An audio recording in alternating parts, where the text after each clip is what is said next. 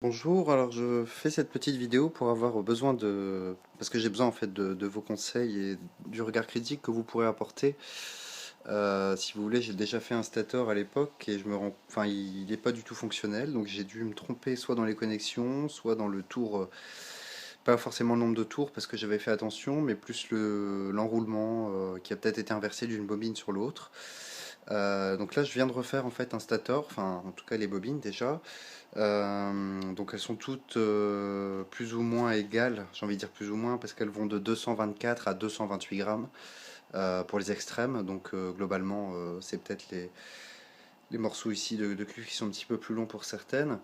Alors, en premier point, je voudrais déjà vous présenter les connexions. Euh, j'ai numéroté les bobines, donc ici 1, 2, 3, 4, 5, 6. Tous les débuts, je les ai placés en fait. Je les ai placés, donc ils sont ici. Ça, c'est le début du 1. Donc voilà. Le début du 2 est ici. Le début du 3 est ici. Et en fait, je les ai tous connectés ensemble. Voilà, les trois débuts, ils sont connectés ici ensemble. Donc j'ai pas encore gratté l'émail du cuivre. J'attends confirmation avant de le faire et de souder. Je couperai un peu les morceaux parce qu'ils sont un peu longs, mais je préfère ça que l'inverse. Voilà. Ensuite, la fin de la bobine numéro 1 que l'on voit ici. Cette fin-là, elle est connectée au début de la bobine 4. Donc là, pareil, un domino, il n'y a rien d'étamé pour l'instant. Au début, voilà, ici de la bobine 4. Donc voilà, on voit, etc. J'ai fait exactement la même chose pour le 2, c'est-à-dire que la fin de la bobine 2, elle va au début de la bobine 5, ici, et la fin de la bobine 3, qui est ici, voilà, on le voit ici, elle est connectée au début de la bobine 6. Voilà, qu'on voit ici. Donc, est-ce que ce branchement est bon pour vous? Est-ce qu'il vous paraît cohérent? Si c'est le cas, c'est que tout va bien. On a donc après les trois phases, donc en sortie de 6, de 5 et de 4. Voilà. Ce que je voulais voir aussi, vous demander, c'est s'il y avait une importance euh, dans le placement des bobines. Parce que je le vois pas en fait dans le livre. Est-ce qu'on doit placer la bobine comme ça ou est-ce qu'on peut la placer, lui faire un demi-tour, enfin dans ce sens, pas dans ce sens-là, mais dans l'autre sens. J'arrive pas à le faire du coup parce qu'elles sont connectées. Peut-être réussir avec celle-là, voilà, avec la 6 par exemple, elle est comme ça. Est-ce que je peux faire ça? Est-ce que je dois faire ça plutôt? Ou est-ce que je peux laisser comme ça? Je ne sais pas s'il y a une importance particulière ou non.